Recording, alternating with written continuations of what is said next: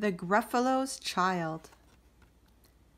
The Gruffalo said that no Gruffalo should ever set foot in the deep dark wood. Why not? Why not? Because if you do, the big bad mouse will be after you. I met him once, said the Gruffalo. I met him a long time ago.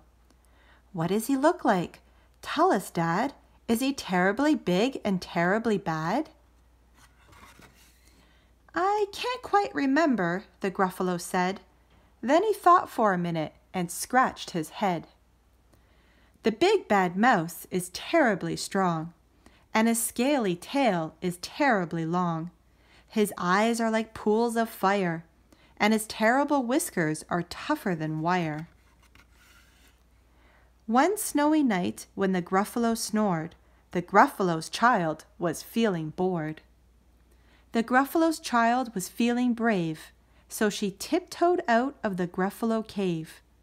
The snow fell fast and the wind blew wild. Into the wood went the Gruffalo's child. Aha, aho! A trail in the snow. Whose is this trail and where does it go? A tail poked out of a log pile house. Could this be the tail of the big bad mouse? Out slid the creature. His eyes were small, and he didn't have whiskers. No, none at all. You're not the mouse.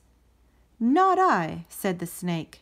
He's down by the lake, eating Gruffalo cake.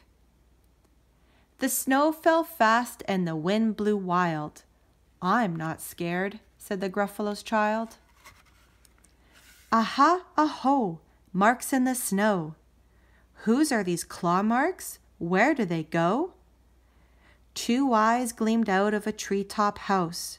Could these be the eyes of the big bad mouse? Down flew the creature. His tail was short, and he didn't have whiskers of any sort. You're not the mouse. To who, not I, but he's somewhere nearby eating Gruffalo pie. The snow fell fast and the wind blew wild. I'm not scared, said the Gruffalo's child. Aha, aho, a track in the snow. Whose is this track and where does it go? Whiskers at last and an underground house. Could this be the home of the big bad mouse? Out slunk the creature. His eyes weren't fiery. His tail wasn't scaly. His whiskers weren't wiry. You're not the mouse. Oh, no, not me. He's under a tree drinking Gruffalo tea.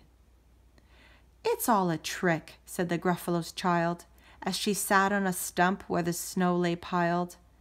I don't believe in the big bad mouse. But here comes a little one out of his house. Not big, not bad, but a mouse at least.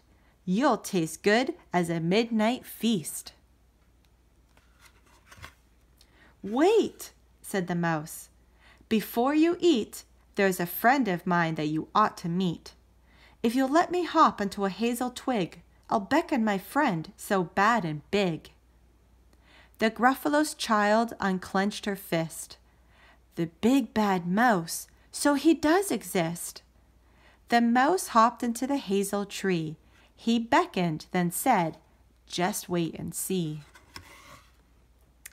Out came the moon. It was bright and round. A terrible shadow fell onto the ground. Who is this creature, so big, bad, and strong? His tail and his whiskers are terribly long.